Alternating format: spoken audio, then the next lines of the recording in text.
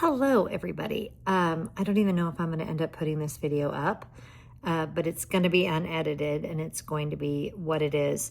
I am very thick in grief for my mom, and I'm going to talk more about that in just a second. I wanted to talk about Dolly Parton. I cannot believe that my mom's death and Dolly Parton's death were less than a week apart from each other. I mean, I can. They were both in their 80s. I understand like how the human body works, but so many songs that Dolly Parton wrote and performed were so instrumental when I was growing up, and my mom loved and I loved. And you've probably, if you follow me on Instagram, Love is Like a Butterfly, I have played over and over again in regards to my mom's journey with dementia and making decisions about her care. And so I'm floored that I don't know. I mean, it's not like my own mother and a famous person. They have no connection to one another other than that we loved her music so very much. Anyway, it's just very strange to me. But the reason I wanted to come on here was I wanted to talk about how when you are grieving someone that died from dementia, and this might just be my experience, but I feel very much like I am grieving two different people.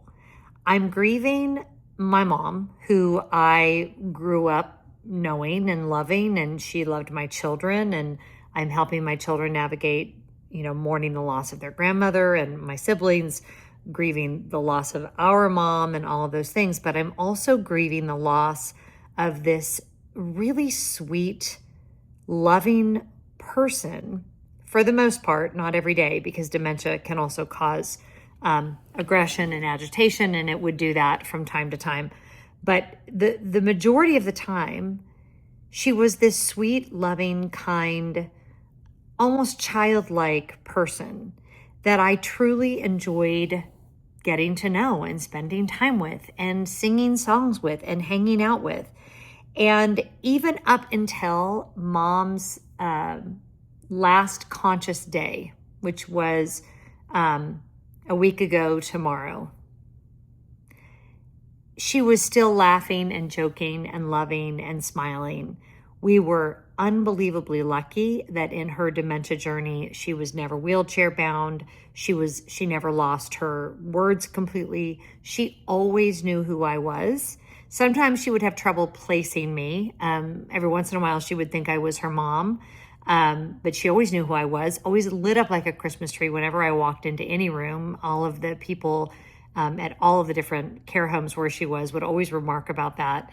And she, in many ways, because my mother was a very complicated woman and she struggled with a lot of anxiety, all of that, except for in her fearful moments, was for the most part gone during her dementia journey. And so I really got to enjoy the person that I got to know. It wasn't my mom, but it was a different person. So now I'm left grieving the mom that I grew up with and the complicated journey of that, and also the person I've known the last 2 years and really the last 12 months. We moved her here to be closer to us 12 months ago. So there's this other person that I've seen almost every day for the last 12 months. And it's a very, very strange grief. So I'm not going to be on here long. To be honest with you, I don't know when I will get back to filming regular videos again. You all have been so incredibly kind in the comments. You've sent me so many messages. I'm so sorry I'm not responding to most of them. Those of you that have had a major loss know what this is like. It's just really hard.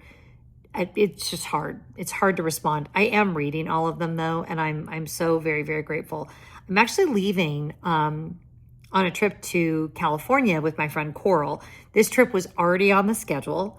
I'm not sad about the timing because I really want to spend some time with my friend, and I feel like it will be great for me to, get out of town and have a change of scenery.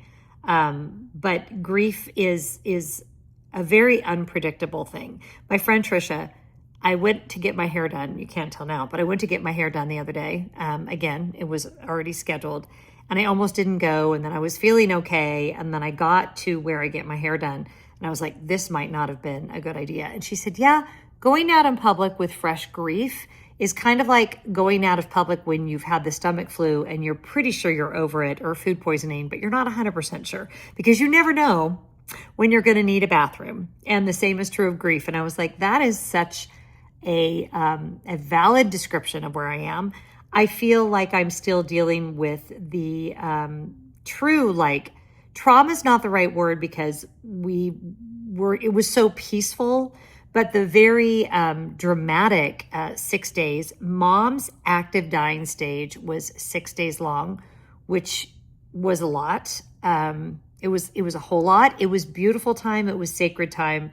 It was also very difficult. It's very, if you've ever walked that with a loved one, you know they're not in pain, but also, and I mentioned this on Instagram, but follow Nurse Julie if you have a loved one in hospice care, because that made such a big difference for us, particularly my sister and I, who both watch her religiously, because as different things would happen, we would be like, oh, remember she talked about this. And I was on FaceTime with my sister a lot in the last 6 days of my mom's life. And it was a peaceful time in some ways, but it's also very challenging to watch. And I'm still like recovering from that. And then I'm dealing with the emotions of the fact that I'm so grateful that she is free from dementia, because my mom never did stop remembering what was wrong. Like, she didn't know it was dementia, but she never did stop having moments where she would cry and be frustrated that her brain wasn't working. I'm losing my mind. Something's wrong with my brain. And it's just complex. So thank you for being patient with me. The videos will come when they come. I had planned on vlogging this trip to California. I still will at least do like room tours and things like that. I have no idea what it's going to look like because I am not a stable person right now. I mean, I'm not dangerous or anything, but I'm very moment to moment right now. And life is starting to get back to normal. Like, Scott has gone back to work and things are continuing to go on. And yet I don't have my mom in this world anymore. And it just is striking to me. So all that to say, I might put up a video tomorrow. It might be a month from tomorrow, but I am thinking of all of you. I appreciate all of you, and whatever you're doing, even in the midst of grief, I hope you're finding joy.